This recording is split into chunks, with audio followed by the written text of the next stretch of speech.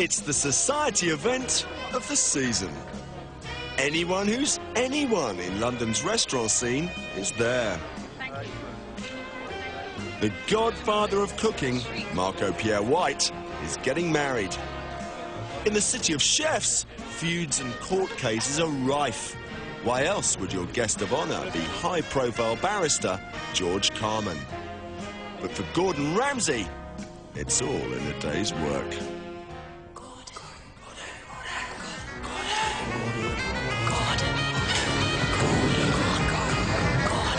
Gordon.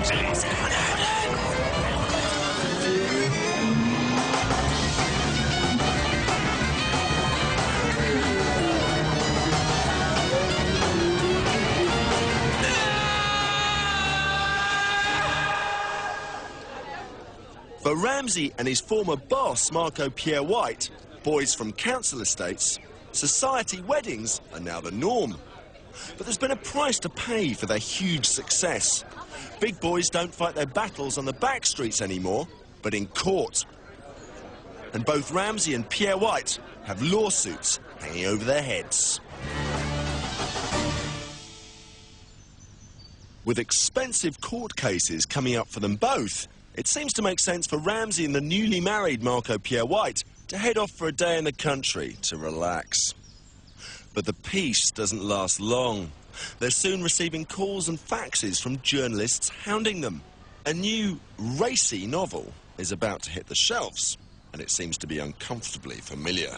The Sunday Times are haunting Marco to comment. I've already spoken to them, and I said I'd like to read the book.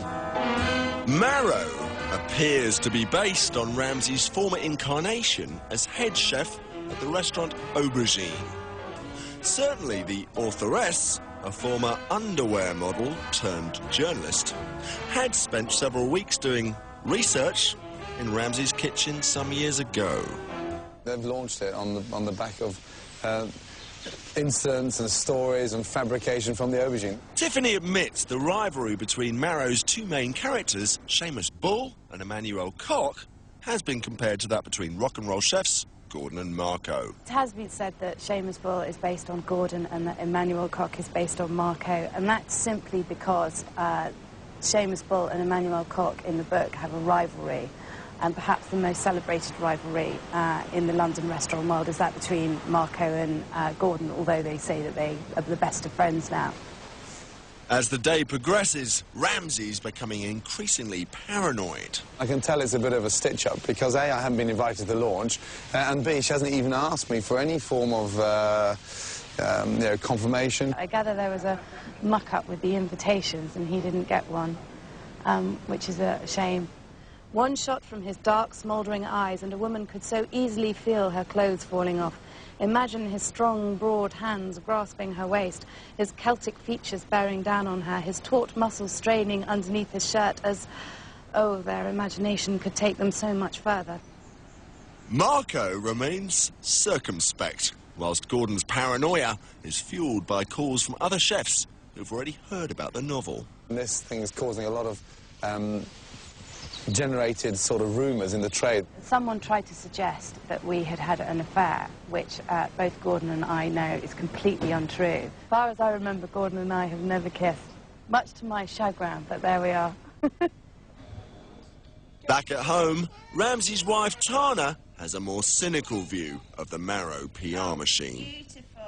The kind of life, public life that Gordon has, these things are going to happen every month, every 6 months. It doesn't have any interest to me whatsoever, and to be honest, I wouldn't waste my time. I rarely read a book anyway, apart from if we're away, and I certainly wouldn't waste a holiday reading that. I think it's quite funny. And Ramsay, like Marco, has decided that no comment is the best policy. I don't want to go public on it, otherwise it looks like I'm a bitter individual that's slightly cheesed off that a book's been written about me. I can't be seen to be linked to that kind of story because it's quite severe. But that's not the half of Ramsay's troubles. The day in the country is cut short, and he heads back to London to prepare for his court case. Ramsey's past is haunting him. Before he set up his own restaurant, Ramsey worked as head chef at Aubergine for the A to Z restaurant group. A to Z is a smallish, about 10 restaurants at the last count, I think, group based in London, called A to Z because two of the restaurants they own are Aubergine and Zafferano. A to Z also owned L'Oranger, which was headed by Ramsey's best friend Marcus Waring. But their relationship with A to Z all went wrong in 1998. Disputes started when Gordon Ramsay resigned from Aubergine in July 1998. And shortly after that, Marcus Waring was sacked from L'Oranger and several members of staff walked out with him. So many members of staff that the restaurant had to close for about 3 months. Ramsey and Waring proceeded to set up their own restaurants, forming Gordon Ramsay Limited. But in January 99, activity was afoot at the deceptively calm A to Z headquarters. They were reportedly suing Ramsey for £1 million. When A to Z issued a writ against both Waring and Ramsay, alleging that they wanted £1 million for the loss of earnings of the 3 months they were closed, and they were also alleging that electrical equipment was damaged at L'Oranger and that pages had been ripped out of the reservations book at Aubergine. No. And to complicate matters further, Ramsey still owned 10% of the shares in A to Z. He had investments in the enemy. But Ramsey and Waring aren't the only ones who are discussing tactics. Court mania has taken a firm grip on the city of chefs. Ramsey's mentor, Marco Pierre White, is taking the New York Times to court. He's suing them for £75,000 over allegations of drugs and booze binges. For Ramsey, who is willing to appear as a friendly witness for Marco, it's a chance to get practice in for his own court case.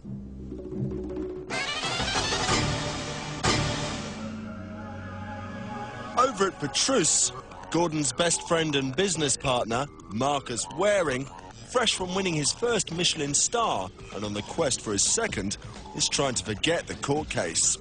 He's had a string of critics and chefs visit his restaurant. He's eagerly awaiting the feedback about his food, and he's on a mission. Marcus Waring is somebody that, to be honest with you, is starving hungry to win 2 Michelin stars. I'm obsessed with cooking at the moment. Petrus is, I think, going to be one of the most exclusive dining rooms in Great Britain in time. I intend to make it that. I want it to be talked about throughout the world. But there's more conflict in the Ramsey empire. Marcus faces a staff dispute involving Christophe, the restaurant manager, who's allegedly assaulted barman Saeed.